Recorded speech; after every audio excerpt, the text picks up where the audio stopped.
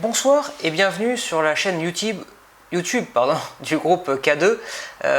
Aujourd'hui, nous allons vous présenter la différence entre la SARL et la SAS. Ces dernières années, l'essentiel des créations des sociétés commerciales se font sous la forme d'une SAS, Société par action simplifiée, ou d'une SARL, Société à responsabilité limitée. Le choix entre ces deux formes juridiques est à faire avec votre expert comptable. Il peut vous expliquer les principaux points communs ainsi que les principales différences entre ces deux formes juridiques. Nous allons tout d'abord aborder les principaux points communs. Dans ces deux types de sociétés, ce sont des sociétés à responsabilité limitée.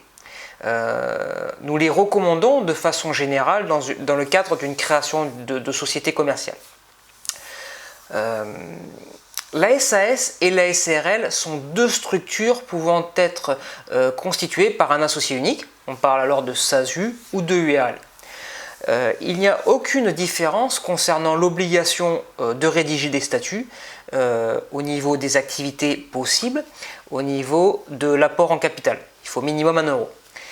Il n'est souvent pas nécessaire d'avoir un apport en capital énormissime, mais un capital d'au moins 1000 euros jusqu'à 10 000 euros en fonction du projet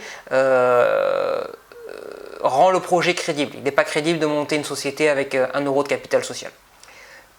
Concernant les formalités de création, elles sont également similaires. Il faut compléter un formulaire M0, il faut publier un avis dans un journal d'annonce légale, payer des frais de greffe, malheureusement, déposer le capital social auprès d'une banque et enfin rédiger des statuts.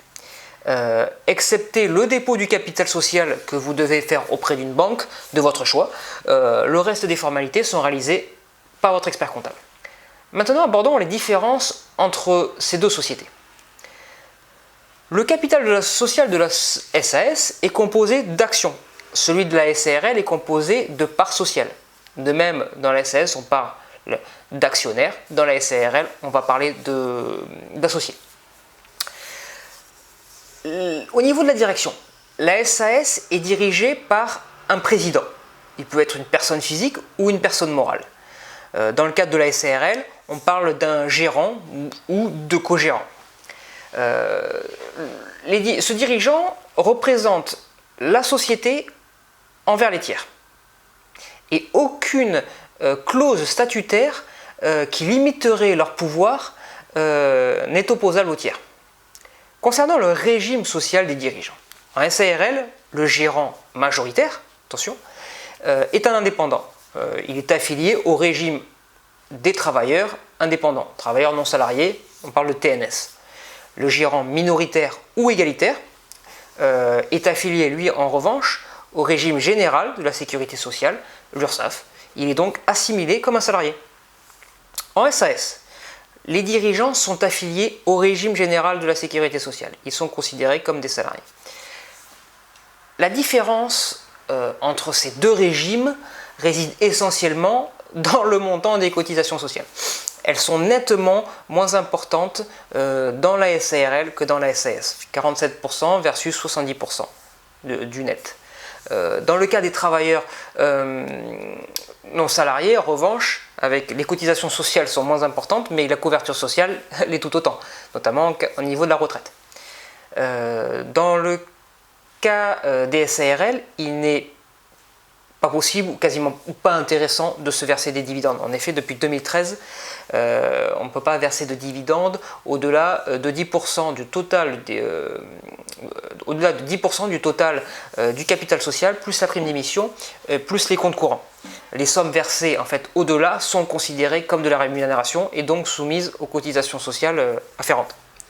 Ce plafond n'existe en revanche pas dans les SAS actuellement. La SAS permet donc des possibilités d'arbitrage entre rémunération et dividendes, ce qui n'est pas le cas dans la SARL. Alors, c'est plus une philosophie de constitution de votre retraite. Est-ce que vous préférez toucher de l'argent à la retraite pour un nombre d'années incertain, ou est-ce que vous préférez toucher un montant connu tout de suite et investir cet argent pour capitaliser pour votre retraite. Exemple, investir dans de l'immobilier par exemple. Répartition ou capitalisation. Tout dépend un peu de la façon dont vous envisagez l'avenir. Pour ma part, je suis un fervent supporter d'un mix des deux, un peu de rémunération et des dividendes. Il faut savoir que quand vous cotisez à la retraite, si jamais vous décédez, vos enfants ne toucheront pas un euro. Si vous capitalisez, vous achetez un bien immobilier, pour peu que vous ayez pris une assurance à 100%, les enfants hériteront du bien immobilier sans même payer un euro. Le fonctionnement, on va aborder le régime fiscal de la société. Les deux formes de société obéissent aux mêmes règles, à l'exception de la SARL de famille. L'option pour l'imposition sur le revenu est possible pour les deux sociétés. Cependant, dans les faits, nous constituons quasiment uniquement des sociétés imposables à l'IS. Concernant maintenant le fonctionnement, dans les SARL, les règles de fonctionnement sont largement fixées dans le code de commerce et laissent très peu de place à une organisation libre. Cela confère une certaine sécurité aux associés, mais ne laisse pas beaucoup de place à l'imagination. Dans les SAS, les règles de fonctionnement sont librement fixées dans les statuts. C'est un avantage, notamment dans les structures de type start-up, où l'actionnariat et le fonctionnement de la société peut être amené à varier. En effet, dans les SAS, les cessions de titres sont beaucoup plus souples et avantageuses. Les cessions de titres dans les SAS sont soumises à un droit de 0,1% et sont constatées par simple virement de compte à compte. Les formalités de cession de parts sont souvent rédigées dans un pacte d'actionnaires. Les cessions de parts sociales sont soumises à un droit d'enregistrement de 3% après application, en revanche, d'un abattement de 23 000 €, proratisé en fonction du pourcentage de détention. Les cessions sont constatées par un acte de cession de parts à faire enregistrer au service des finances publiques. Par ailleurs, les cessions sont soumises obligatoirement à un agrément lorsque l'acheteur est un tiers. En conclusion, il est important de prendre conseil, très important, prendre conseil auprès de votre expert comptable afin de bien appréhender toutes ces différences. Une chose est sûre, les deux formes de société ont leurs avantages et elles ont malheureusement leurs inconvénients et qu'il n'existe aucune solution parfaite et miracle. A bientôt pour une prochaine vidéo du groupe K2.